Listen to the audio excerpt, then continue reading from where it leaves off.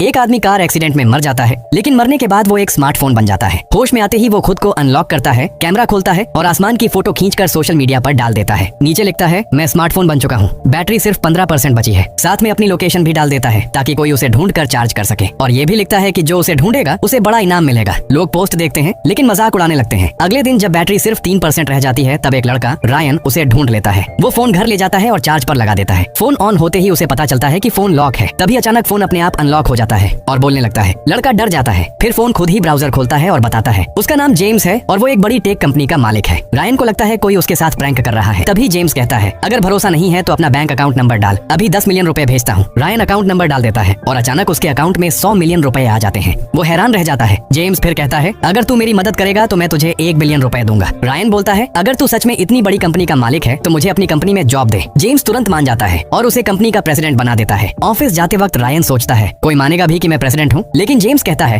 तुझे कुछ करने की जरूरत नहीं, बस मेरे इंस्ट्रक्शन फॉलो कर। सबसे पहले वो कहता है, नए कपड़े खरीद। रायन 8 सूट खरीदता है और एक लग्जरी होटल में रुकता है। जैसे ही वो ऑफिस पहुंचता है, सारे कर्मचारी झुककर उसका स्वागत करते हैं। रायन थोड़ा नॉर्मल बनने की कोशिश करता है और कहता है, मुझे ये दिखावा पसंद नहीं है। तभी एक लड़की आती है, मेरा नाम अंजू है, मैं आपकी सेक्रेटरी हूँ। जब रायन प्रेसिडेंट के ऑफिस के दरवाजे तक पहुँचता है, उसकी एक्साइटमेंट कंट्रोल से बाहर हो जाती है। अंदर जाते ही वो हैरान रह जाता है, इतना बड़ा ऑफिस। काम खत्म होने के बाद जेम्स कहता है, मेरे पुराने घर चल, मैं अपनी बेटी को देखना चाहता हूँ। रायन जैसे ही निकलने लगता है, तभी घर का नौकर घबरा कर बाहर आता है और जल्दी से गाड़ी लेकर भाग जाता है। जेम्स तुरंत कहता है, उसका पीछा कर, मुझे शक है एक्सीडेंट में उसी का हाथ है। कुछ देर बाद वो नौकर एक कैफे में जाता है। रायन भी उसके पीछे अंदर जाता है, लेकिन जैसे ही वो देखता है कि नौकर किससे मिलने आया है, रायन पूरी तरह शॉक हो जाता है।